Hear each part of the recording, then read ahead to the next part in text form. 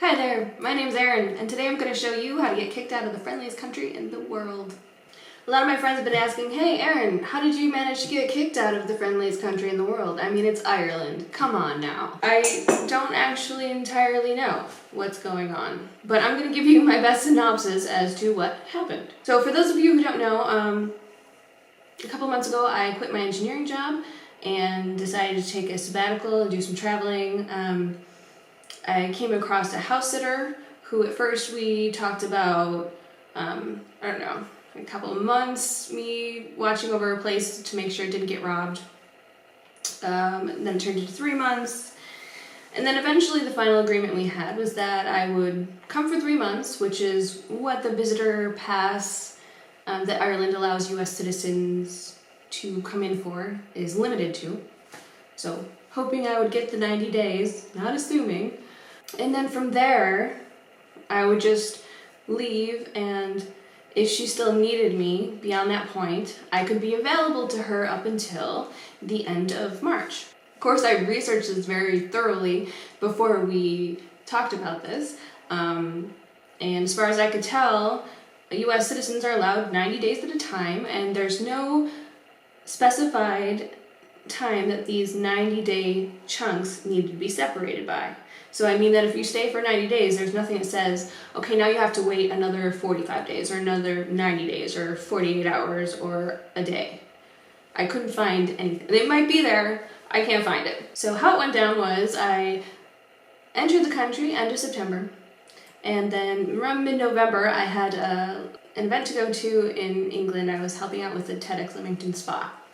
Unfortunately, this was kind of in the middle of the first 90-day stamp that I had. And when I first arrived in September, the immigration officer was so fast that I didn't get to tell them, hey, I'm leaving in November, but I want to come back, so please just stamp it for, to the date that I need to leave. I did tell them when I was going to leave, but I didn't specifically say, no, please don't give me a 90-day pass, give me a, to this specific date, which you can do, and I've had that in the past. So here I was with this 90-day stamp in my passport, and I went to England and I came back, and I'm at border control, immigration, whatever, and when I'm coming back in now, I'm in the middle of that 90-day stamp. And this was issue number 1. I got asked 20 questions by the guards. They asked me to show them my bank account. So I asked them if I could pull out my phone and show them my account on there, and they said yes. So I pulled it out. They said, oh, okay, yeah, you have enough money to be here. And they were asking about my relationship with the homeowner. I said, well, she's my friend now, but she was a stranger a couple months ago when we first started talking. I explained that the agreement was that I would be coming back continually until either immigration wouldn't allow me in to spend my money in their country anymore, or until she sold the house, which could happen at any time. The agreement with the homeowner and I was also that, she could sell it at any point and I would be fine. She didn't need to worry about me. I had friends all over Europe, and I would go visit them. If she needed me to leave in the middle of, after I've just been here a month and a half and she found a buyer, and that's fine. I could fuck off. So that was the agreement, that every time that I would need to leave and come back again, we would reevaluate her need for me being here, and also the guards could terminate this fun trip at any time, which they did. There were 2 officers, and I don't mean it like this. In the US, this doesn't mean anything. There are 2 officers. And they said, oh, well, you can't do that. And then I said, oh, shit. Well, where does it say that? Because I looked and looked, and I couldn't find any specific policy that mentioned how far apart the visits needed to be kosher. They said, I think it's, you can only do 90 days within 180 days, like the Schengen territories, which Ireland is not a part of. But they still couldn't point me to the specific regulation where this is laid out. I'm still not entirely sure if that's a hard and fast rule or if it's just a rule of thumb that that some of the immigration officers hold to. So then they told me that they were going to need to hold me in a separate cell thing while they looked up some stuff. And then they said that they needed to take my phone because I wasn't allowed to have it. Okay. And then they said they needed my passcode to get into it. And I said, what? And then they repeated that they needed the passcode to my phone. So there was a moment in my head where I said, wait, am I about to like give away some right that I shouldn't be giving away? And then I remembered that I'm at the border and I have no rights. So I gave them the passcode. I have fun reading my Facebook posts. I went into this glass cubicle thing, and they're all very nice and friendly to me, and I was very nice and friendly to them, and it was the nicest, friendliest detainment that I have ever experienced. If you're gonna be getting kicked out of a country, I highly recommend Ireland as a place to do it in. So I waited probably about an eternity and a half while they searched through my phone, apparently, and they didn't look in my luggage. They only had my phone, and they seemed to be only concentrating on that. When someone finally came back in, they sat down and they told me that they were looking through my Facebook messages. They asked if a certain person was the homeowner, and I said yes. And I says, well, we saw a message in there, and that shows that you were being deceptive to us. And then I go, what the fuck? You didn't just call me a liar. No, you didn't. What message? So I'll read for you now verbatim what that message was. And it does sound sketch, but only if it's taken out of context, right? I had to quickly figure out when I was going to be leaving again from Ireland before I went to England. So I needed a ticket out of Ireland for my second stay in Ireland when I came back from England. If that makes any sense. So I had to figure this out, over 2 months ahead of when I was actually going to use the flight out again from Ireland. And then I had talked to a friend of mine in Germany who said, yeah, end of January, it's fine. So I booked a cheap ticket, and it was actually on a Saturday, which was kind of shitty, and I wanted to do earlier, but there weren't any good flights available. So I actually want to leave on a Thursday or Friday, because then that would give more weekend time with the people who had real day jobs. So anyway, here's what the message, now that you know the context. I said, I bought a plane ticket to Germany at end of January. Don't have real plans, so the date may change, but it's something to show customs when I come back Monday. So they took that to mean that I was doing this to pull one over on the immigration officers. And that wasn't the case at all. If they kept reading, it's exactly what I just told them the whole idea was going to be, that I would come back for different 90-day stays, and they can reevaluate my finances as they did that day, and everything else about me, make sure I'm not working, to make sure that I'm, someone who's just there to spend money, which is what I wanted to do. So if they continued reading, they would have seen where the homeowner kind of freaked out and said, oh, well, I don't want you staying here if you don't want to.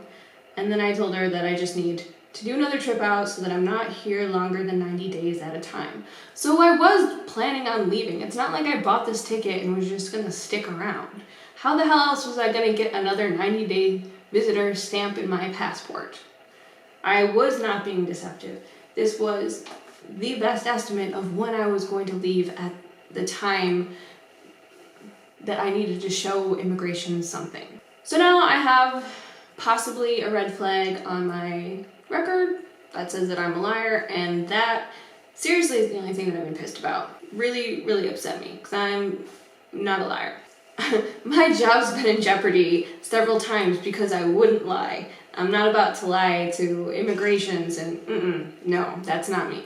So after I got yelled at by the officer for being deceptive, I said, well, you can check my email too. I have emails with the person I was actually going to go visit, asking them, is this a good time? Roundabout. And he said, not all the proof that we need to show that you're being deceptive. And he got up and he walked out. And then it was yet another eternity that I waited. And he came back. He was much nicer this time. They're all very nice. They're all very nice, I gotta say. Seriously, if you're gonna get kicked out of the country, Ireland is the way to go. No strip search, no foreign objects.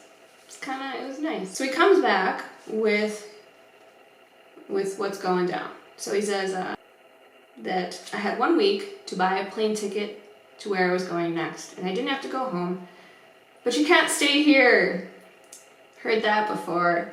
And then I had to actually fly out within 2 weeks from the date that this happened. So what happened is I'm not actually being deported. I'm being politely asked to leave, and I'm not actually here. I do not have permission to be in the state, is how it's worded. So technically I'm not really here. I'm in like no man's land.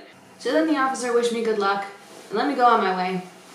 Now, if there's anything that life's taught me, it's that no doesn't always mean no, and everyone has a boss, right? So I went down to the immigration office downtown in Dublin to see, is there anything that I could possibly do at this point?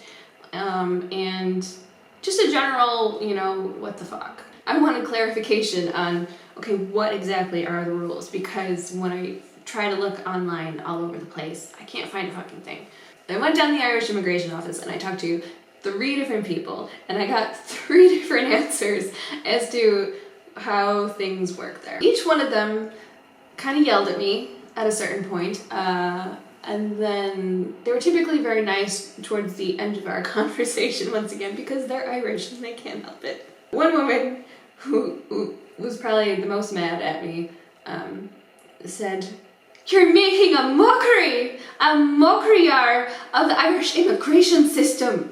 And then a few minutes later, she suggests that I come back as a student, because wouldn't that be nice? You could just take a course and you could just stay as long as you like and just come and go as you please. Would you like that now?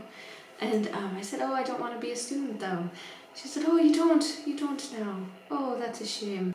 So the synopsis that I got from going down to the Irish immigration office was that you can't do that, was the number one thing. And then when I would ask, okay, so what specifically is the amount of time that I need to leave in between my 2 visits, I was told, so I don't know, 90 days, but don't take my word for it. 45 days, maybe, possibly, but don't take my word for it. The last person said, well, I've heard 48 hours that some guards would be cool with, but don't take my word for it. So there was a lot of don't take my word for it.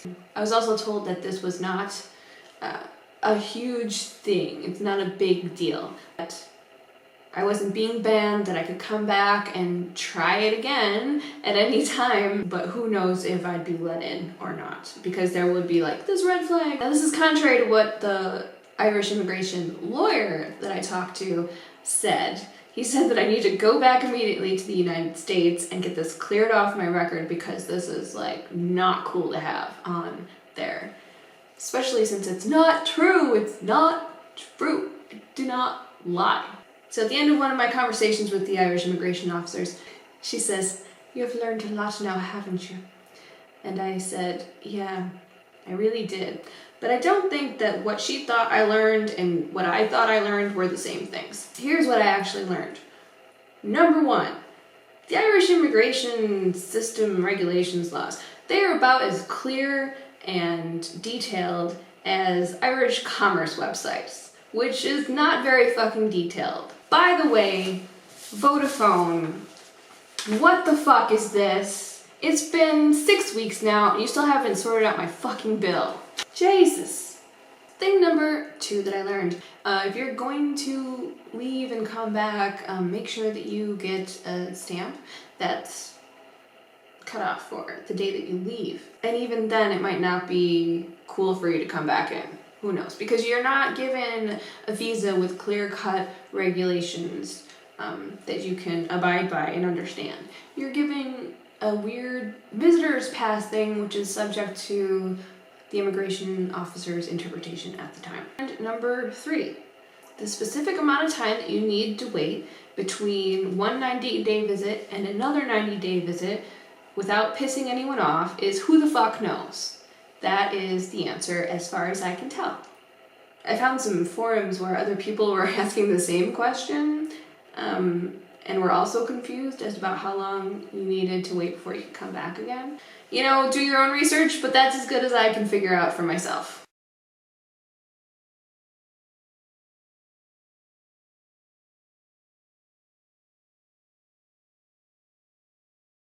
Now, everyone wants to know where to next. Well, that's what my next video is going to be about. And I was sitting in that little detainment cube at the immigration border. And I realized that I probably wasn't going to be allowed in. I thought, well, what do I do now? Well, all I knew for sure was that I was not going to go home because I am not ready to give up yet. If I go home, then I give up the whole reason why I quit my career, which was to give myself time and space to write and paint and start courses online and make videos and all these creative things that might one day lead to a different way to make money instead of sitting in a cubicle. So I'm not going home, and I don't have it all figured out yet, but I have the next steps. It's gonna be quite an adventure. I'm not sure how often now that I'm going to be able to do all these videos. I was trying to do them every Tuesday, but I'll try to still do something regularly, kind of. In the meantime, if you need to refinance your student loans, please let me refer you, for God's sake, because I get a referral fee if you do. It'll save you some money, it'll give me some money, and I really wasn't planning on having to pay for this ticket that I just bought to leave Ireland just now. It would really help me out. So I would appreciate it very much. And I'll see you in the next video where I let you know where I'm going.